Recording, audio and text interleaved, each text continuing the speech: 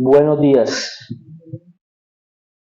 Vamos a leer Mateo capítulo 10, verso 1 al 6, en nuestro estudio de Mateo.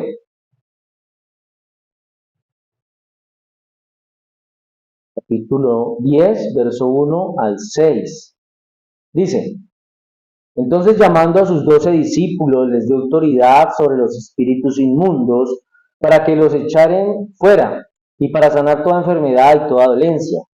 Los nombres de los 12 apóstoles son estos: primero Simón, llamado Pedro, y Andrés su hermano; Jacobo, hijo de Zebedeo, y Juan su hermano; Felipe, Bartolomé, Tomás, Mateo el publicano, Jacobo, hijo de Alfeo, Lebeo por sobrenombre Tadeo, Simón el cananista, y Judas Iscariote, el que también lo entregó. A estos 12 envió Jesús y les dio instrucciones, diciendo: por camino de gentiles no vayáis, y en ciudad de samaritanos no entréis, sino id antes a las ovejas perdidas de la casa de Israel. Hace un tiempo un pastor contaba una historia de que él había visitado a una estación de bomberos para compartir con ellos. Y en su visita le explicaban que cada bombero, antes de salir a una emergencia, no improvisaba nada. Cada bombero, antes de salir a una emergencia, recibía unas órdenes que eran claras, directas y que estaban basadas en unos protocolos que ya estaban establecidos. Le decían que en la estación había un comandante, ¿cierto? Y ese comandante de la estación les decía: esta unidad va aquí, esta otra unidad va allá, tú tomas este equipo, tú tomas este otro. Y esa labor que realizaban así rápida en el momento de la emergencia, era una labor que era urgente, que era seria y que era peligrosa. Por lo tanto, ninguno de los bomberos del equipo actuaba por instinto personal. Todos, ¿qué hacían? Todos obedecían a una directriz, todos obedecían una estrategia, un protocolo que ya estaba establecido por el comandante, porque sabían que la vida de muchas personas, incluyendo las suyas propias, dependían de seguir esa instrucción. Algo muy parecido ocurre hoy en día con la misión cristiana. La obra del Evangelio es una obra que es urgente, seria y en muchos lugares peligrosa. Por lo tanto, es una obra que no puede ser improvisada. Cristo no envía discípulos sin instrucción, sin guía y sin estrategia. ¿Por qué? Porque Jesús es el comandante del reino. Y así como los bomberos en medio de la emergencia no deciden qué hacer primero, no deciden cada uno de forma individual: yo hago esto, yo hago lo otro porque es lo que a mí me parece. La iglesia tampoco decide su propia misión. La iglesia local tampoco hace lo que mejor le parece, porque la iglesia tiene una misión, y esa misión que la iglesia tiene la recibe ¿de quién? Del Señor. Por eso el pasaje que acabamos de leer, Mateo 10, 1 al 6, vemos que Jesús llama, capacita, organiza y envía. Por eso este pasaje que estamos leyendo inaugura una sección que es clave: el primer envío misionero formal. Y lo vemos ahí en el libro de Mateo. Y aquí se revelan los principios profundos del discipulado, de la autoridad espiritual y de la manera correcta en la que nosotros debemos entender la obra de Dios. El tema de hoy lo hemos llamado enviados con autoridad, el patrón apostólico de la misión. Enviados con autoridad, el patrón apostólico de la misión. Es el tema de hoy.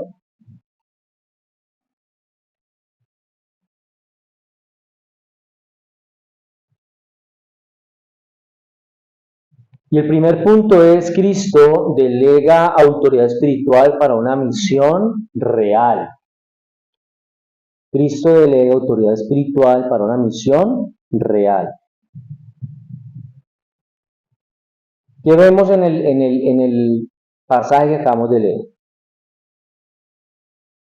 Vemos el llamado de 12 personas, de 12 hombres, 12 discípulos, y vemos que el llamado precede a la misión. El verso 1 dice, entonces, llamando a sus 12 discípulos.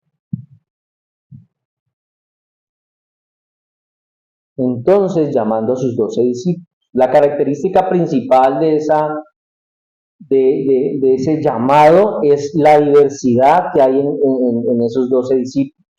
No era uno, no eran dos, no eran 4, eran 12. Jesús escoge a estos hombres que son sus discípulos, dice el pasaje, entonces llamando a sus 12 discípulos. Ese entonces llamando a sus 12 discípulos arranca desde cuando terminamos el capítulo 9, cuando el Señor ve a las multitudes, siente compasión de ellas porque las ve dispersas, desamparadas, como ovejas que no tienen pastor. Y le dice a los discípulos que a la verdad la mies es mucha, pero los obreros pocos. Rogad al Señor de la mies para que envíe obreros a su mies. Entonces, él dice, entonces, viendo eso, viendo que las multitudes andaban dispersas, desamparadas, como ovejas que no tienen pastor, entonces, viendo esa situación, él llama a estos hombres para una misión. Y él escoge a unos hombres que tienen diferentes antecedentes y experiencias de vida. Todos son diferentes. Parece que lo único que ellos tenían en común es que ninguno tenía, digamos, como de un origen privilegiado o de un estatus social privilegiado. No, por eso dice Pablo a los Corintios en la primera carta, en el capítulo 1, versos 26 y 29, dice Pablo, pues mirad hermanos vuestra vocación, que no sois muchos sabios según la carne, ni muchos poderosos, ni muchos nobles, sino que lo necio del mundo escogió Dios para avergonzar a los sabios, y lo débil del mundo escogió Dios para avergonzar a lo fuerte, y lo vil del mundo y lo menospreciado escogió Dios, y lo que no es para deshacer lo que es, a fin de que nadie se jacte en su presencia. Entonces la iglesia, perdón, el grupo enviado eran personas como usted y como yo, personas sin ninguna habilidad aparente, sin ninguna característica de la que pudieran sentirse orgullosos, importantes, destacados o con algún mérito aparente. Personas que podríamos decir muy del común. La iglesia actual también debe discernir cuando va a enviar personas a la obra. Cuando la iglesia va a enviar a alguien, debe discernir sobre ese que envía, no simplemente permitir que alguien sirva porque tiene ganas de servir. Solo tener ganas de servir no es suficiente. Dice el pasaje que, más adelantico el pasaje dice, les dio autoridad, ¿cierto? Les dio autoridad. La autoridad es derivada de la comisión que se les dio, pero no es una autoridad autónoma. Es decir, la autoridad que ellos recibieron no les daba poder para hacer lo que les daba la gana. Jesús no solamente llama a estos 12, sino que les da la autoridad, les da el poder para hacer lo que Él los llamó a hacer. Y ese mismo principio permanece hoy en día. Dios prepara al que llama. Él los preparó, Él los llamó y los preparó. Hoy Él sigue llamando personas y las sigue preparando. Y aunque a veces la preparación no es tan evidente, no es como tan visible, sí empieza a hacerse evidente cuando empieza el ministerio. Y la palabra griega aquí para autoridad que se utilizó es exousia, y esta palabra implica delegación, comisión, pero no implica independencia. Es decir, los apóstoles no tenían un poder propio, ni una autoridad propia. Ellos recibieron una autoridad de parte de Dios, por lo tanto actuaban bajo la autoridad y la comisión de Jesús. Esto pone muy de relieve nuestra teología bautista reformada, que toda autoridad espiritual legítima viene de Cristo y está limitada por su palabra. Otra cosa que podemos ver en el pasaje es que la autoridad que les da el Señor a ellos es sobre los espíritus inmundos, ¿cierto? Para sanar enfermedades y dolencias, dice el pasaje.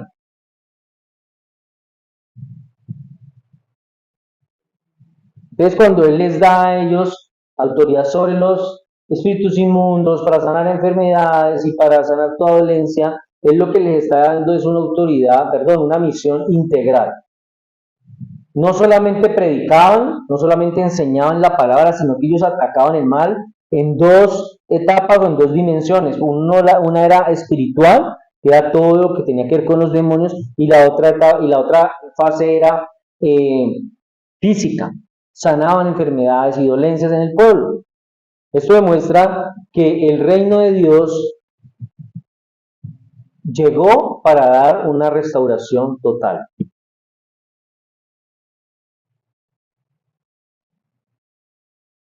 Es como cuando usted va a restaurar una casa que de pronto es viejita, una casa antigua.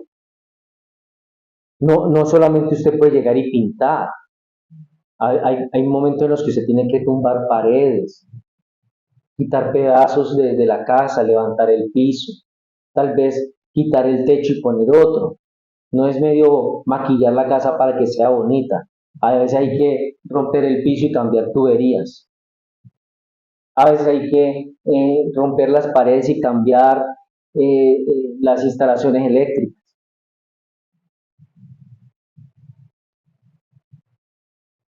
El Evangelio es igual. El Evangelio, cuando una persona lo recibe, el Evangelio viene para restaurar todo el edificio. No solamente para parecer que parece santa la persona, viene para restaurarlo todo de adentro hacia afuera. Y algo que vemos en este pasaje es la lista de los 12 apóstoles que leemos. Algunas personas a veces pasan esta parte un poquito rápido porque tal vez les parece que no es como tan importante, tan necesaria, pero la lista sí es significativa. Ahorita la vamos a leer. Antes de eso, los apóstoles tuvieron que enfrentar demonios, ¿cierto? Enfermedades en las personas que ellos llegaban. Tuvieron que también enfrentar oposición, porque la misión cristiana, la misión evangélica, no es algo simbólico ni es algo sentimental, es una batalla real, es una batalla real espiritual que se manifiesta en lo material. Por eso la autoridad que el Señor les delegó a ellos continúa en su iglesia hasta el día de hoy, a través de una predicación fiel de la palabra, a través de la disciplina eclesial, a través de las ordenanzas del bautismo y de la cena. Por eso la iglesia no tiene una autoridad por sí misma. La iglesia solo tiene una autoridad cuando esta iglesia se somete a Cristo. Y una iglesia se somete a Cristo cuando obedece la palabra que se le ha predicado.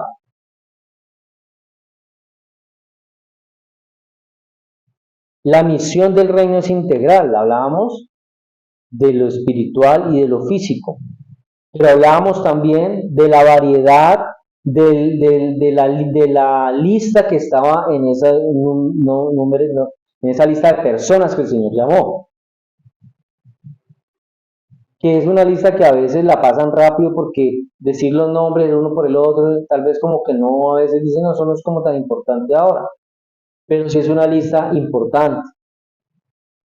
Y el evangelista se encarga de colocar los nombres de cada uno en esa lista, en ese llamado que hace el Señor de esos 12 discípulos. Da nombres concretos, porque cuando el Señor va a trabajar con alguien, lo hace con personas reales. Las personas que se nombran ahí son personas reales, que existieron. Son hombres que tenían familia, son hombres que tenían un oficio, que tenían una ocupación, que tenían una historia, que tenían pecados, que tenían luchas, que tenían defectos, que tenían cualidades. Por eso la lista que leemos ahí nos grita que Dios usa gente imperfecta como usted y como yo para hacer su obra perfecta. Por ejemplo, Pedro, un hombre impulsivo, ¿cierto?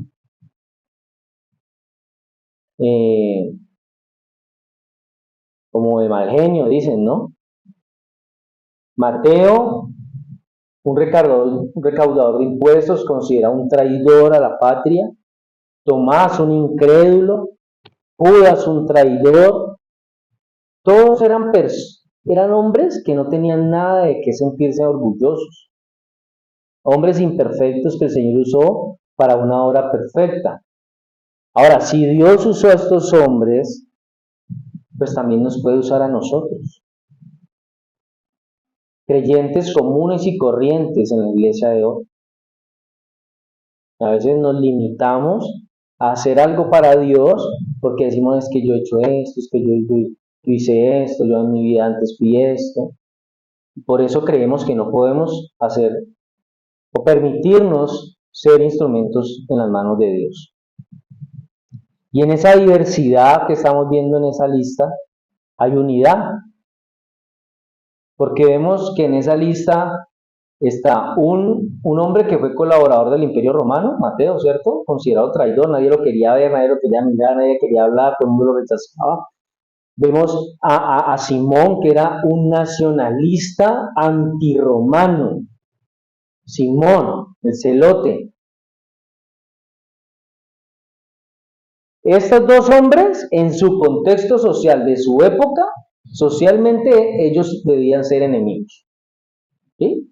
Porque Simón era como decir un revolucionario que quería sacar a los romanos a la fuerza. Y Mateo pues era un hombre judío que trabajaba para ellos. Entonces socialmente tendrían que ser enemigos, pero en la obra, en Cristo, ¿eran qué? Hermanos.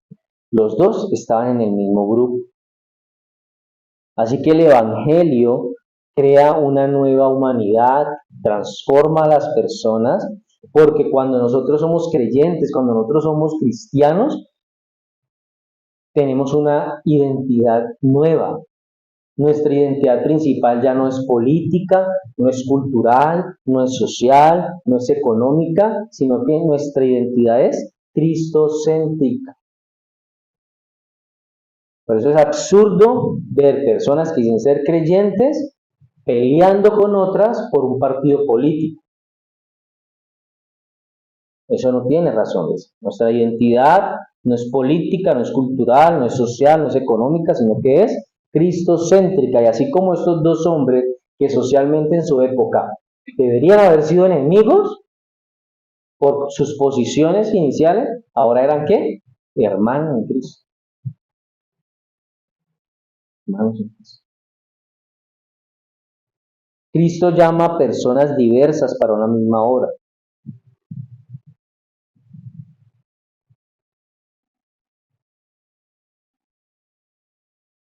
Dice el verso 2. Los nombres de los 12 apóstoles son estos. Primero Simón, llamado Pedro, y Andrés su hermano, Jacobo, hijo de Zebedeo, y Juan su hermano, Felipe, Bartolomé, Tomás, Mateo el publicano, Jacobo, hijo de Alfeo, Lebeo, por sobrenombre Tadeo, Simón el cananista, y Judas Iscariote, el que también le entregó. Esos son los nombres de los 12. Y esos 12, excepto Judas, pues van a tener un lugar importante en el plan de salvación del Señor, incluyéndolos incluso en un papel particular en el juicio venidero, en un papel importante en la edificación de la iglesia. Por eso la Biblia incluso promete que su posición y trabajo será recordado por la eternidad en Apocalipsis 21:14. Y esta es la primera vez y única que se habla de los 12 apóstoles como, de los 12 discípulos como apóstoles en el libro de Mateo. Y esa palabra apóstol significa literalmente aquel que es enviado. Es una palabra para mensajero, para embajador. Y es llamado aquí por primera y última vez con referencia pronta a esa misión que en el momento parecía menor, pero que tal vez iba a transformar en una gran misión más adelante, por allá en el capítulo 28. Por eso la palabra apóstol significa mensajero, enviado, refiriéndose a aquel que va a hallar un mensaje. Jesús mismo fue llamado apóstol en Hebreos 3:1 y de considerar al apóstol y sumo sacerdote de nuestra profesión. Pablo a veces también usó esa palabra en un sentido de refiriéndose a mensajeros o a representantes, como lo dice en 2 Corintios 8:23. En cuanto a Tito, es mi compañero y colaborador para con vosotros, y en cuanto a nuestros hermanos, son mensajeros de las iglesias y gloria de Cristo. Entonces, son mensajeros, los apóstoles son mensajeros de las iglesias. Pablo también usó ese término, tal vez de una forma más estrecha, refiriéndose a los 12 y refiriéndose a él mismo con una dispensación especial. En Gálatas, en 1 Corintios. Y hay 4 listas diferentes de los 12 discípulos en el Nuevo Testamento. Vemos una aquí, en Mateo, en el que estamos leyendo. Hay otra lista en Marcos, hay otra lista en Lucas y otra lista en Hechos, capítulo 1, verso 13. Y en esas listas, el que siempre aparece de primero es Pedro. Y Judas, de último. Los 2 pares de hermanos, hay 2 pares de hermanos, Pedro y Andrés, Jacobo y Juan, siempre son listados primero. En las 4 listas siempre arranca Pedro y Andrés su hermano, Jacobo, hijo de Zebedeo, y Andrés y Juan su hermano. Siempre son listados primero estas dos parejas de hermanos. Por eso algunos dicen que los 12 estaban listados como en 3 grupos de 4 cada uno, y cada grupo de 4 tenía una cabeza. Entonces en la lista en la que arranca con Pedro, Andrés, Jacobo y Juan, el líder era siempre Pedro.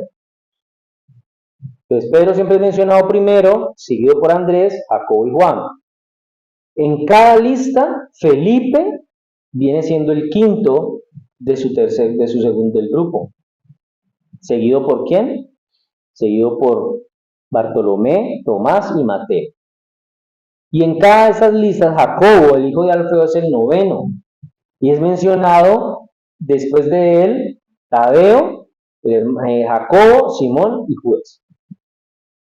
Entonces, el número apostólico de 12 representa a las 12 tribus. Y eso, pues para fines prácticos, los 12 forman ese grupo factible de líderes, dice Charles Spurgeon, un jurado suficiente y una compañía competente de testigos.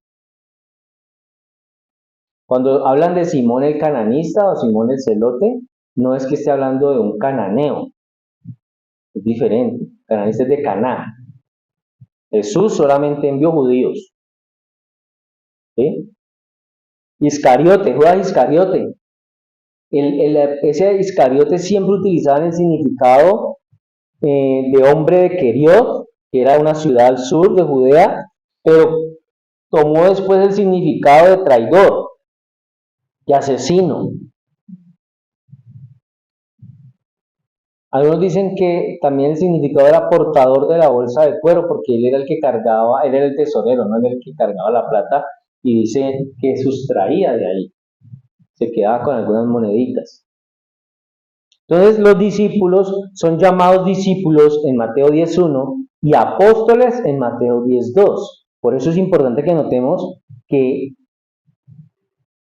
aquellos que eran apóstoles de Cristo primero fueron sus discípulos, es decir, que primero ellos tenían que haber sido enseñados por Dios para poder después ser enviados por Dios. Nosotros primero tenemos que ser enseñados por Dios para después poder ser enviados por Dios. En una iglesia local puede haber gente tímida, gente extrovertida, introvertida, unos muy educados formalmente, otros no tanto, ¿cierto? Pueden haber jóvenes, pueden haber ancianos, pero es así porque Dios no está llamando clones o gente igual. Dios está llamando gente distinta, gente diferente para hacer un cuerpo. Es como si en una orquesta todos los instrumentos fueran trompeta o todos los instrumentos fueran guitarras. Se escucharía al final aburrido, un ruido, porque lo que le da la belleza a la música es los sonidos que cada instrumento puede generar y que juntos forman una diversidad que tiene una unidad bajo la batuta del director. En este caso, nosotros actuamos bajo la batuta del director, que es Cristo. Ahora, la misión tiene dirección, orden y tiempos, es el punto 4. El verso 5 dice, a estos 12 envió Jesús y les dio instrucciones diciendo, por camino de gentiles no vayáis, y en ciudad de samaritanos no entréis. A estos 12 envió Jesús, inicia diciendo el verso 5. Así que Jesús estaba recorriendo la región de Galilea, ¿no es cierto? ¿Qué estaba haciendo el Señor? Andaba enseñando, predicando, sanando, ¿cierto? Ayudando a todos los necesitados y lo estaba haciendo con un poder milagroso. Ahora, Él envía a estos 12 y al hacer el envío de estos 12, Él está haciendo una expansión consciente de ese trabajo que Él venía realizando. Ya no lo iba a hacer Él mismo en persona, Él iba a comisionar a alguien para que lo fuera a hacer. Ahora el trabajo de Jesús, ese que Él venía haciendo solo, lo iba a hacer a través de otras personas. O sea, se le creció el trabajo. Ya no solamente lo iba a hacer Él, lo iban a hacer otras personas. Y eso demuestra que la labor del reino no es caótica, no es desordenada, sino que es ordenada. Por eso Jesús define quién va, a dónde, cuándo y qué mensaje lleva. Todo eso lo define ¿quién? El Señor, no nosotros. Por eso la iglesia necesita planificación misional. Nosotros necesitamos analizar qué vamos a hacer, a quién estamos compartiendo el evangelio, a quién estamos alcanzando, cómo estamos entrenando a los discípulos que van llegando, a dónde los estamos enviando.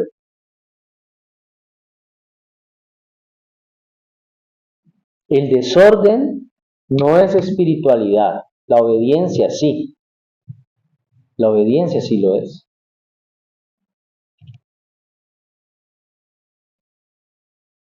Por eso ser enviado implica una obediencia absoluta al Señor.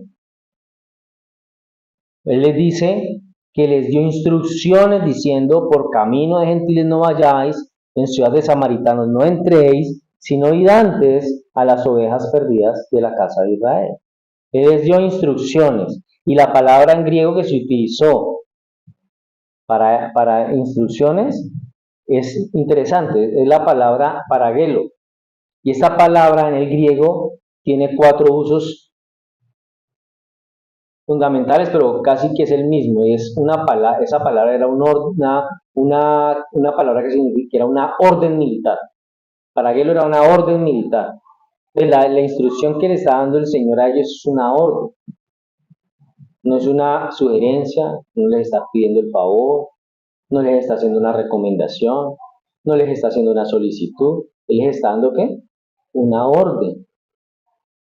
Esa palabra es una orden dentro del contexto militar.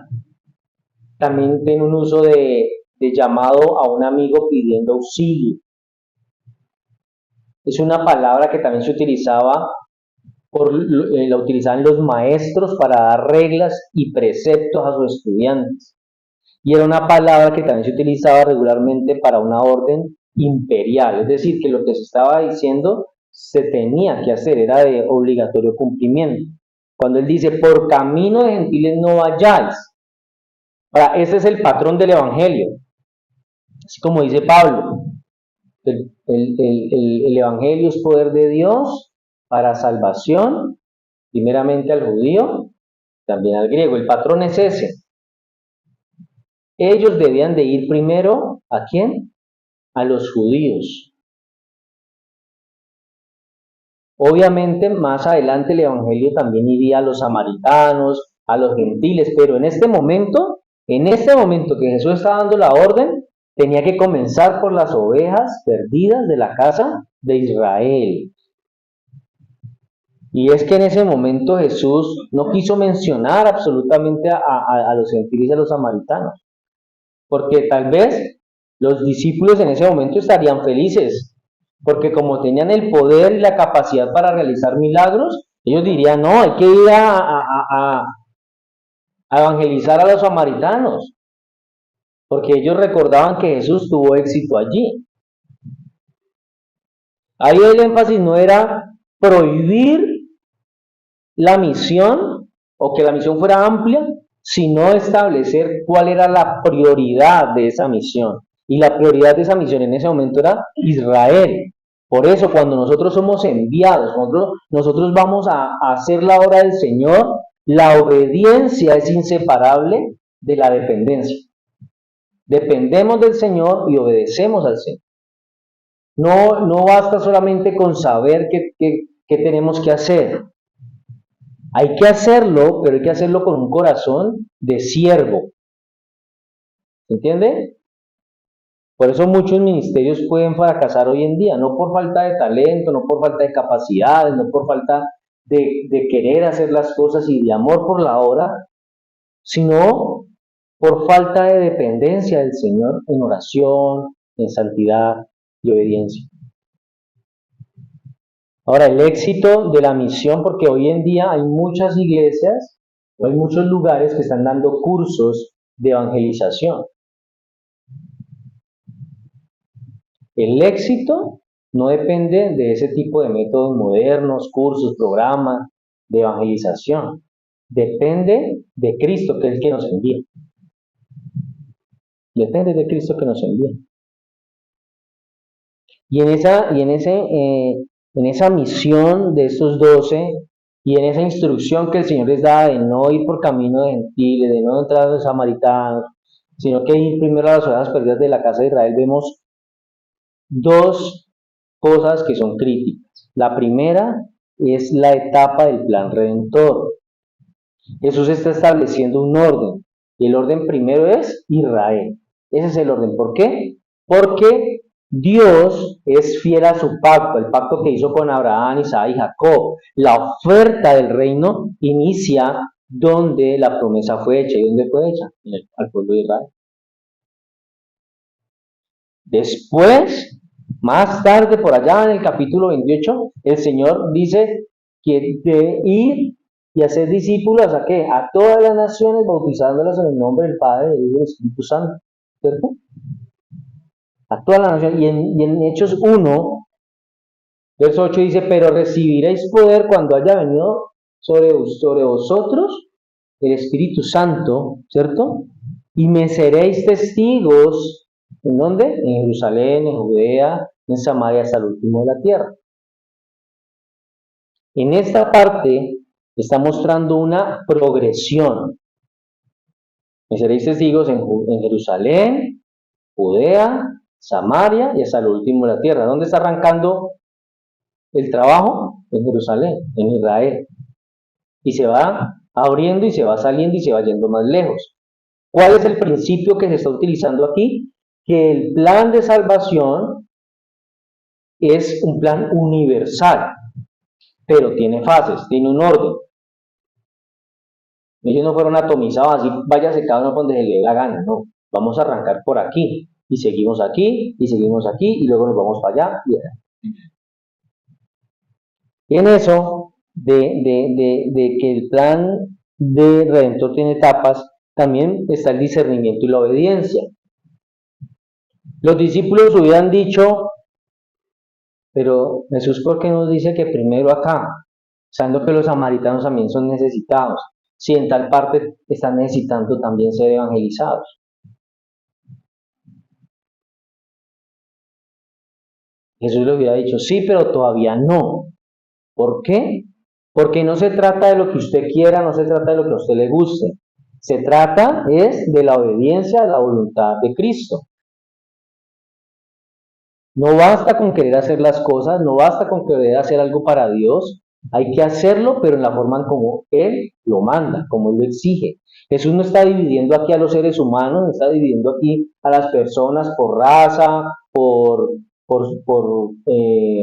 geografía o por diferentes cosas. No, porque lo espiritual no era solamente lo único importante. Acuérdense que el Señor sanaba lo físico y lo espiritual. El reino del Señor libera del pecado, pero también alivia el sufrimiento físico. Por ejemplo, evangelizar, acompañar al enfermo, suplir necesidades de gente pobre, defender personas vulnerables. Cuando una iglesia solamente predica, pero no hace este tipo de cosas, es una iglesia que está incompleta. Pero si hay una iglesia que se dedica solamente a ayudar y a hacer obras de caridad, es una, y no predica la palabra y no enseña la palabra, es una iglesia que está desviada. Es decir, que las cosas deben hacerse al mismo tiempo. No se puede hacer una cosa sin dejar de hacer la otra. Hay que ayudar, hay que apoyar, hay que defender, pero también hay que predicar y hay que enseñar. Y después dice, sino ir antes a las ovejas perdidas de la casa de Israel. Entonces, la intención de Dios era alcanzar al mundo entero, sí, pero comenzando primero por quién? Por Israel.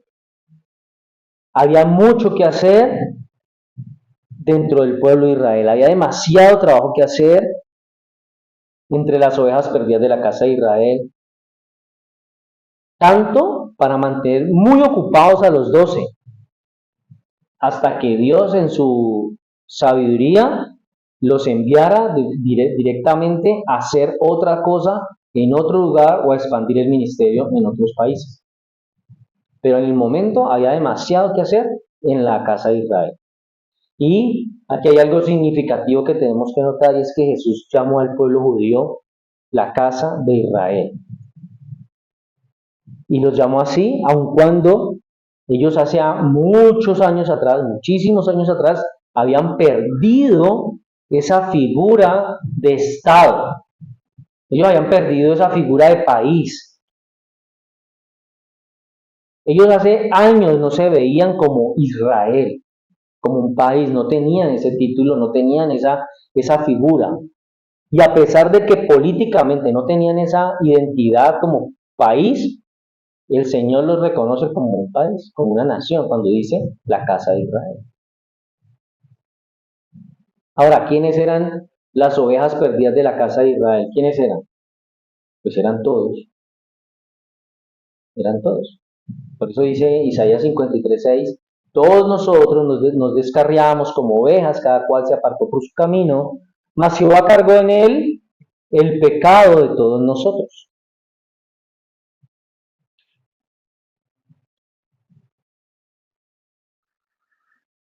Todas eran las ovejas perdidas porque el Señor las vio como ovejas desamparadas, perdidas, como ovejas que no tienen pastor.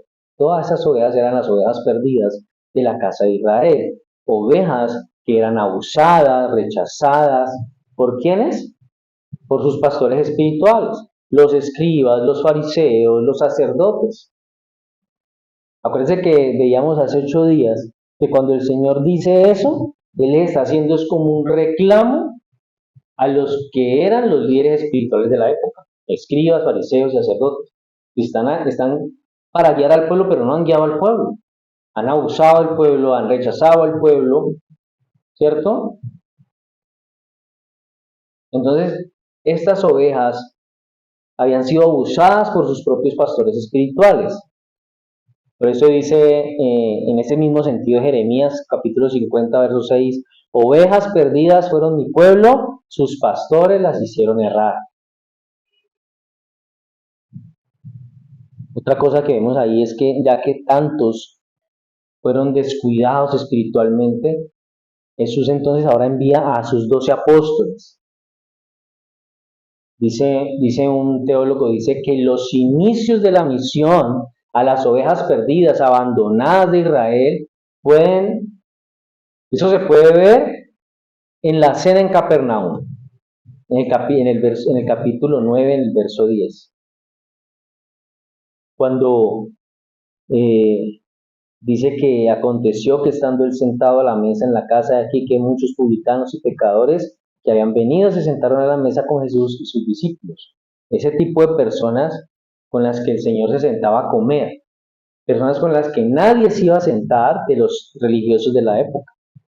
Entonces Jesús siente que cada vez más es la presión de este problema y de la necesidad espiritual de estas personas, por lo tanto, la necesidad cada vez mayor de un esfuerzo por llegar a estas ovejas perdidas. Y 4, como la oveja es esa criatura tonta, tonta como ninguna, y es más apta para vagar que cualquiera, esa misma criatura entonces, como ninguna, es tan incapaz de regresar. ¿Se entiende? La oveja puede irse, pero no es capaz de volver. Y así somos nosotros.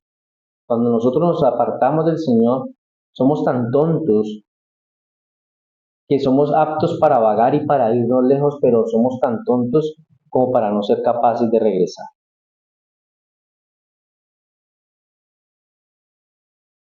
Entonces, reconocemos la autoridad de Cristo en nuestra vida como esos creyentes que tienen que ir a predicar y a compartirle a otros. ¿O estamos actuando como si la misión fuera nuestra? La misión no es nuestra. Nosotros vamos a hacerla, pero la misión no es nuestra. Porque de la manera en cómo actuamos en esta misión, estamos demostrando si reconocemos o no la autoridad de Cristo en nuestra vida. Vivimos una misión que sea integral, oramos por el alma de las personas, pero también oramos por sus necesidades físicas. Estamos cuidando a los quebrantados, estamos visitando enfermos, estamos acompañando a los que están en depresión, en soledad, en problemas emocionales. ¿Estamos valorando a esas personas que Dios está eligiendo o seguimos juzgando a esas personas por sus apariencias, por su experiencia, por su estatus social, por su edad, por su raza? ¿Estamos obedeciendo el plan del Señor o estamos improvisando según nuestros gustos personales? Porque a veces decimos, no, yo por allá no voy, yo allá no le predico, yo a esta gente no le hablo, porque me gusta más hablar con ese tipo de gente, porque me gusta ir mejor a estos lugares. Ahí estamos improvisando y estamos actuando según nuestros gustos personales. Porque la iglesia del Señor no improvisa. Una iglesia que improvisa es una iglesia que se dispersa. Y en cambio, una iglesia que obedece es una iglesia que avanza, que crece. Por eso tenemos que preguntarnos si dependemos del Señor todos los días. ¿Cómo evaluamos nosotros nuestra vida de oración? ¿Cómo está nuestro corazón? ¿Estamos sirviéndole de verdad al Señor o no le estamos sirviendo? ¿Lo estamos haciendo con humildad o lo estamos haciendo con autosuficiencia? ¿Lo estamos haciendo por compromiso? ¿Por obligación? ¿No nos nace? En conclusión, este capítulo 10 de Mateo, en el verso 1 al 5, nos está mostrando un patrón divino. Cristo llama, Cristo forma, Cristo da autoridad, Cristo envía y Cristo dirige. Entonces la pregunta final que nos hacemos, ¿respondemos a Cristo como discípulos obedientes o como creyentes autónomos que hacen lo que se les da la gana? Por eso este pasaje lo que nos recuerda es que esta misión no se trata de nosotros. Ser creyente no se trata de nosotros, se trata de Cristo, de hacer lo que Él quiere, de hacer para lo que Él nos ha llamado. Nosotros no somos el estratega, nosotros no somos el que diseña las cosas, el plan ya está diseñado desde antes de la eternidad. Nosotros solamente somos enviados. Nosotros no somos el poderoso que diseñó el plan. Nosotros somos apenas, ¿quién? El instrumento, el poderoso es Cristo. Nosotros no somos los protagonistas de la misión. El protagonista de la misión es el Señor. Amén. Así que vamos a orar.